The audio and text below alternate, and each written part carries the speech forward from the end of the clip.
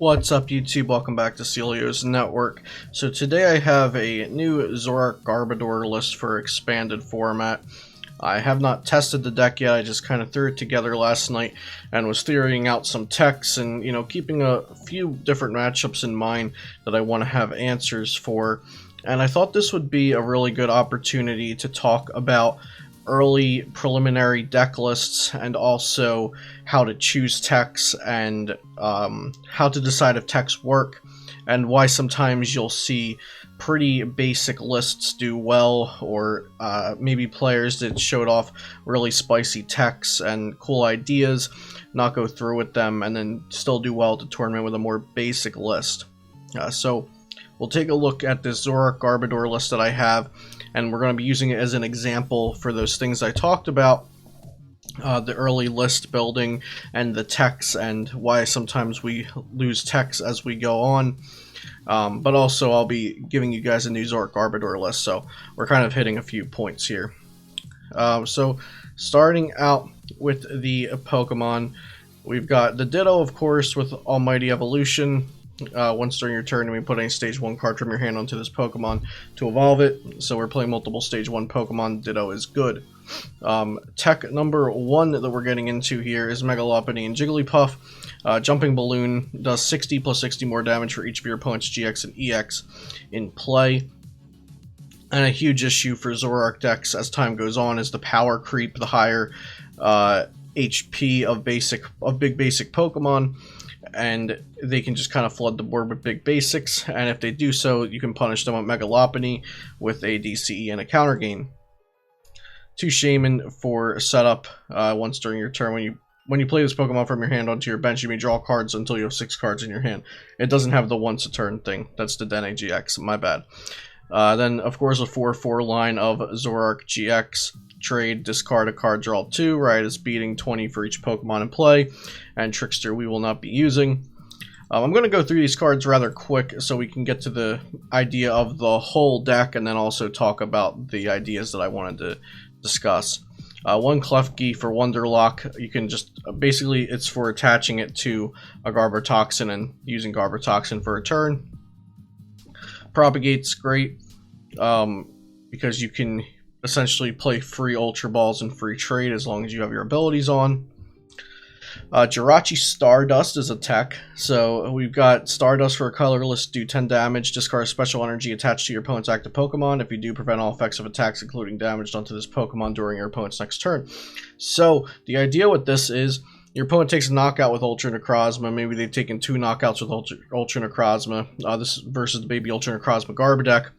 You can end them to a low hand, Stardust their energy off, and then even if they get another Double Dragon energy, they can't knock out the Jirachi, and they can't remove your energy with the effect of the Ultra Necrozma's attack. And so you can kind of Stardust to remove their energy. They either attach an energy again and they're prone to another Stardust. They have a Guzma as an out to hit a different Pokemon. Or they just don't attach and they end up passing their turn. And that's where you can take advantage of them and go in with a Zoroark and knock out their Ultra Necrozma. Of course, it needs them to not have a lot of options and a lot of cards, that idea, which is why I said maybe they've taken some knockouts and you end them. So this is a tech that I have not tested yet. It's in theory. Maybe it'll actually work out once testing starts. Another tech, look at that. Bisharp. Single lunge does 30 plus 90 if it has no damage counters on it, so that's 120. With a band, it's 150, that's 300, and it knocks out a Guardian. I think Guardian's really good and expanded, and Bisharp one-shots it, so it's an option that I'd like to at least try out. We've got Oricorio, Supernatural Dance. For each Pokemon in your opponent's discard pile, put 1 damage counter on your opponent's Pokemon in any way you like. So this is a counter for Night March and Vespiquen, but it also comes up every now and again for cleaning up Pokemon in other matchups. 2 Tapu Lele for its Wonder Tag, just to get consistent supporters, because supporters are good. Then we've got 2 Trubbish, 2 Garbotoxin, which is if this Pokemon has a tool card attached to it, each Pokemon in play in each player's hand and in each player's discard pile has no abilities. And then we've got 1 Trashalanche Garbodor. This attack does 20 damage for each item in your opponent's discard pile. So let's go on to the trainers here. We've got a battle compressor, one dowsing machine. Dowsing machine is usually better than comp search and Zoro Garb decks because you have a lot of 1 of and 2 of resources you want to get back. Battle compressor is good to put the eggs in there. I know 1 of supporter you might need to get with Versus Seeker.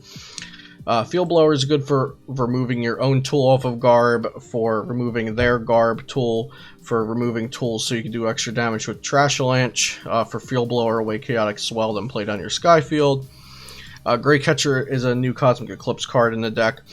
We can't play Lieutenant Surge anymore since that's banned, so now we have this as another gust effect that doesn't take up our supporter for the turn. Pokecom is a little added consistency. Stretcher and Special Charges are recyclers. For Ultra Ball for consistency, for Versus Seeker for consistency and extra resources. 3 Skyfield because of its synergy with Zoroark. Bridget, consistency card. Colress, draw a lot of cards. Guzma, Gust Effect. Guzma Hala, a very cool new card. It allows us to discard 2 cards from hand and get the Skyfield, a tool that we need, and a special energy, so we can go like DCE counter gain for Lop. We can go unit energy choice band for Bisharp, etc. Iris, since I said, you know, power creep's a problem for Zoroark because Pokemon have higher HP, Iris helps with that. Your Pokemon's attacks do 10 more damage to the active Pokemon for each prize card your opponent has taken. N is a good card. I'd consider a second N. 2 band and 2 float because we need them in most games, and then 1 counter gain since we only need it sometimes. And then of course the 4 DCE and the 1 unit energy, and the unit energy can work for Bisharp's attack, it can work for Trash Avalanche, and it can work for Stardust. So let's talk about the techs. So I have Megalopony 1, Jirachi 2, Bisharp 3, Oricorio 4. I'd say Counter Gain 5, because Counter Gain is kind of a package deal with the Megalop. So let's say 4 to 5 techs that are in there for specific reasons. I have not tried these techs yet out in actual practice. I've theoried out some matchups, and that's how they made it into my deck. So I see a lot of times in articles or YouTube channels or even just posts on forums or Twitter or whatever, a deck with some really spicy ideas will get shared. People say, oh, that's insane, it beats X deck, and then this kind of superlative language kind of goes down the chain, right? It goes to their friends and to the friends of friends and to testing groups, and before you know it, the whole community thinks that popping a Jirachi in a deck beats Baby Ultra Necrozma, when that might not be the case. I haven't actually tested this yet, but if I just took this list, posted, and made a note, Jirachis for Ultra Necrozma, people might go and be like, oh my god, this is Busto Insano, Jirachi is auto 1 of in every deck, we're beating Ultra Necrozma now. That's kind of one of the points I want to talk about here. In these earlier preliminary decks, Dallas is 1 day less than a month away, I think, at the time of recording this video at least.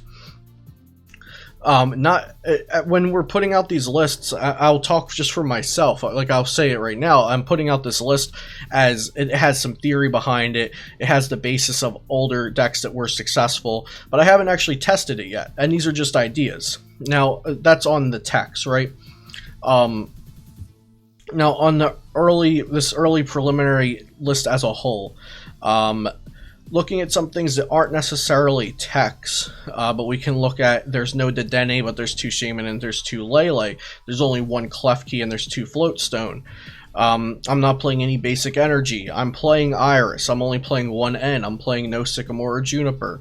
These are all deck building decisions that I made when building this specific list prior to testing, and even if it was after testing, it's still prior to the next month of testing.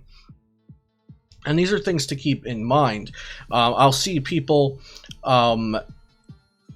say, you know, wow, their list changed so much from their article 2 weeks ago. Well, yeah, so they probably picked their topic for their article a week or two in advance. They started writing the article like 3 to 7 days in advance, and then it had a week or a half a week of editing and publishing and waiting for the day to post it.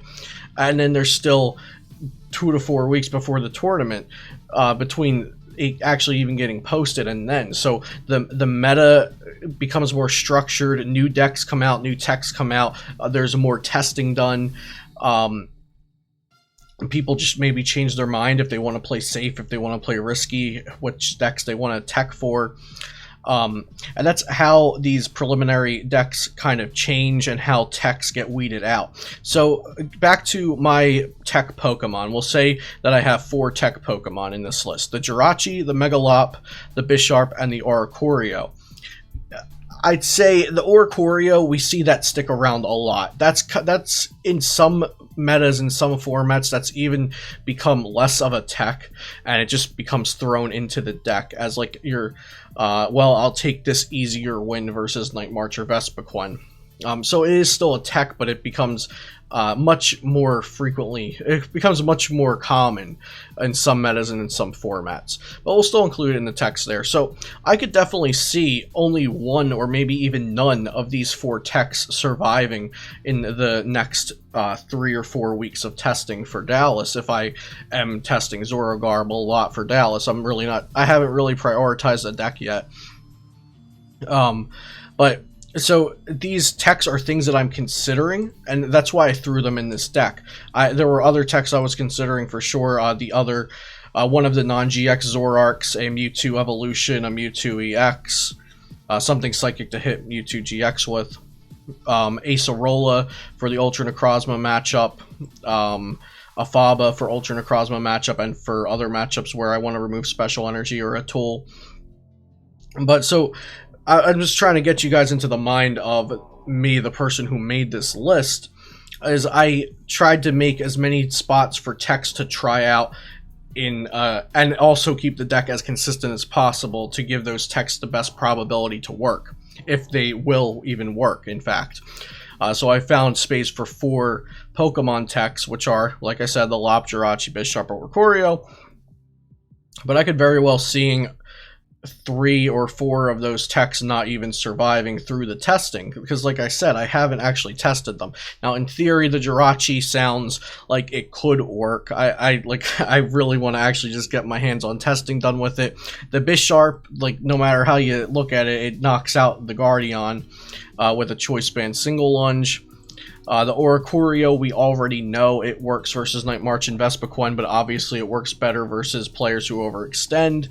And then the Megalopony, again, versus players that overextend, but we also have to think how much can they not extend, right? Like, what is actually overextending and what is just a proper amount of GXs on the board for the decks that we're trying to beat with this, like Dark Box and maybe Mega Mewtwo variants if they're not Despair Ray.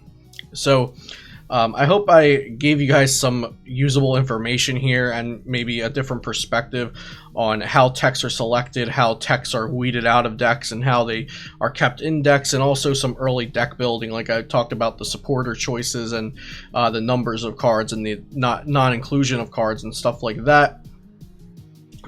Testing is just starting. I just finished my semester, so I finally am in full Pokemon mode for Dallas now, and I'm also trying to upload one video, at least publish one video a day for YouTube for the foreseeable future. So I'm excited and working hard at that goal, and I also want to keep the content quality the same as when I was not uploading a video every single day. You'll also notice that I've been diversifying a bit with VGC because I'm actually really enjoying ranked double battles in Sword and Shield, and it's refreshing for me to upload some content for that. So I hope you guys don't mind too much that there's non-TCG videos being uploaded to the channel. Of course, check out my sponsors, FlipsideGaming.com and PoTownStore.com. Use code Celio, all caps at Flipside, Celio non-case sensitive at PoTownStore.com. Subscribe if you enjoyed the video, and I'll see you next time here on Celio's Network.